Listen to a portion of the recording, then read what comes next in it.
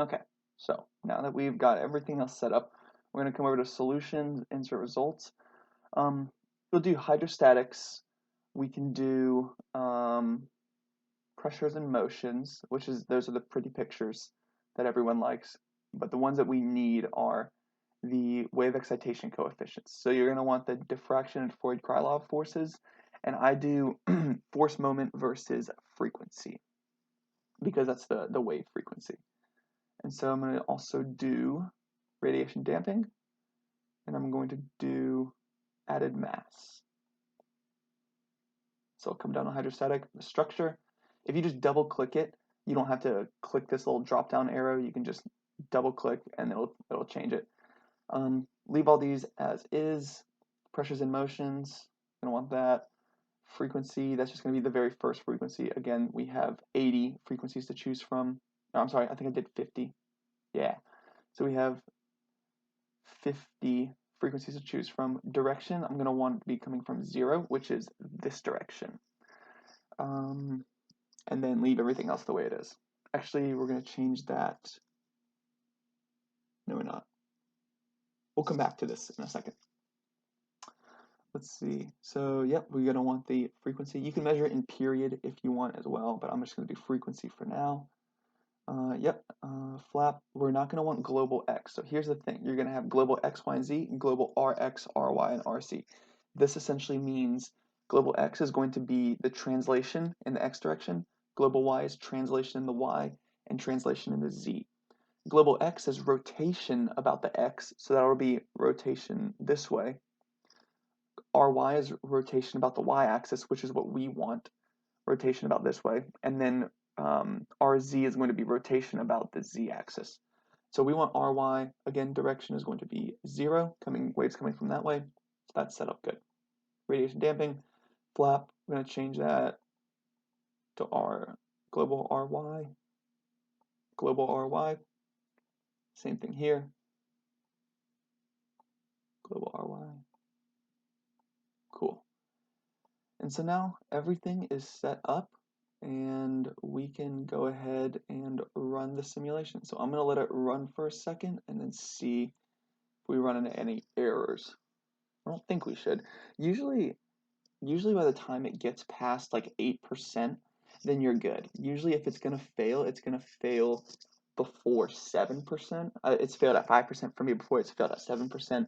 But usually by the time it gets past 7% to 8 or 9, then you should be okay. One thing that I will say is that there have been some errors that I've run into in the past where it'll fail at 99%, and that's where I was talking in a previous video about making sure that this neutral axis is set to the rotation axis, the neutral axis. And so for us, it's going to be global Y. If this was global X, then it would fail. And I can't remember the name of the error. It's like MSME or MESE. I don't know, something like that. But it's essentially global Y. If you do get an error, then you can look up that error in the theory manual. Another common error that I've seen is that it's like radius is 0.01, something like that. Like facet radius is 0.01, something like that. Essentially what that means is that you have two bodies that are too close to each other, and it's just kind of freaking out the software. And so what you'll have to do is either combine them to make them one solid surface, make your mesh smaller, or just analyze one surface at a time. And so if you get that error, it's definitely something wrong with your geometry. So don't be alarmed, but you'll just have to fix your geometry. Looks like this is pretty good timing. So at this point, the simulation is done, it looks like. Yep, you'll get a green check mark that it's done. And then you have all these all these nice things. So you have, also, let me go ahead and say, 6 modeling rule, 2 and 1 violations were ignored by the goon option. Goon option is setting ignore modeling rule violations to yes. That is the goon option. And so this would have failed, this analysis would have failed without this being set to yes.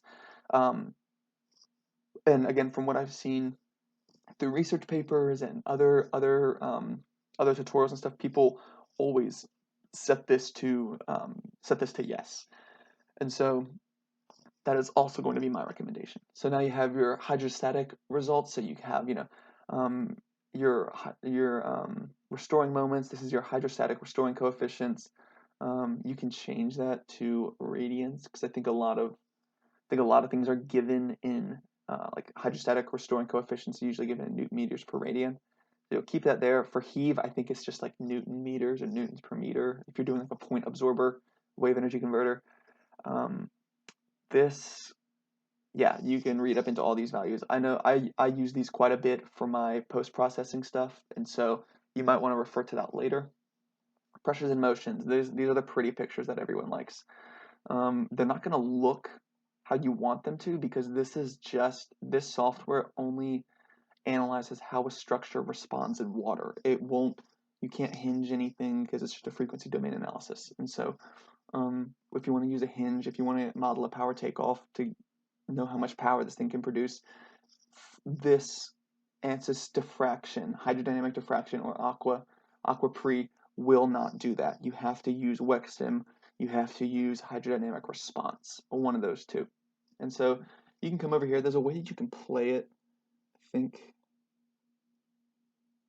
structure motion, maybe not. Let's see. You just right click and click evaluate. You won't have to solve it again. It'll just quickly evaluate it. So here you go. Here's a picture, and it'll just kind of show you. Okay, all right. Let's change this to a little bit higher frequency. Okay. So those are some pretty huge waves. Let me see if I can change that. Ah, there we go. It's because the wave amplitude is huge. Let's change that to like 0.1, and then we'll reevaluate this. Sorry about that. So here's a little bit more mellow wave. As you can see, this is not hinged anywhere, so it's just kind of floating back and forth. Again, this is just going to tell you like how buoyant is the flap, like where's the center of buoyancy. That's where the hydrostatic comes in, like the center of buoyancy, COB. Sorry, there it is. Center of buoyancy, that's the position of it. So it's 0, essentially 0, and then negative 0.19. And I think our center of gravity was 0.13. So yeah. Come back to, that's what it's going to look like. You can change the wave frequency and see how the different frequencies, if we have a high frequency, that means there's going to be a ton of waves coming at once. Then the flap's it's not going to respond as much. There's a way, yeah, it's a little funky. So play around with it. You don't have to. This is purely just aesthetics. In my research, I don't really look at this. I just come down here to the things that I need. So here's the diffraction, wave excitation terms. And then here's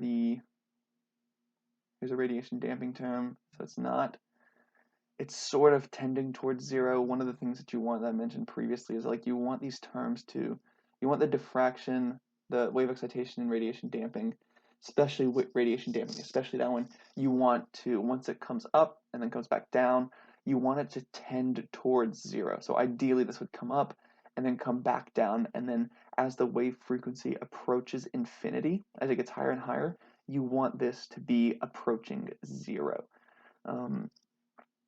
And so added mass, similarly, you want this to be approaching a constant horizontal asymptote. So we can kind of see that it's just below, like maybe 1.68, 1.69 is the asymptote that it's coming towards, slowly approaching that horizontal asymptote. So that's one of the things you want to be looking for. Last thing, so if you come over here to report view, it'll analyze all this stuff, and then you'll have all of your results. Where is it? Maybe not. There should be some. This is a different version that I'm used to. And so something you can do somewhere in here, you can copy and paste the values and import them to Excel or somewhere else and plot them to see what they all look like. But I'm going to post another video in just a second.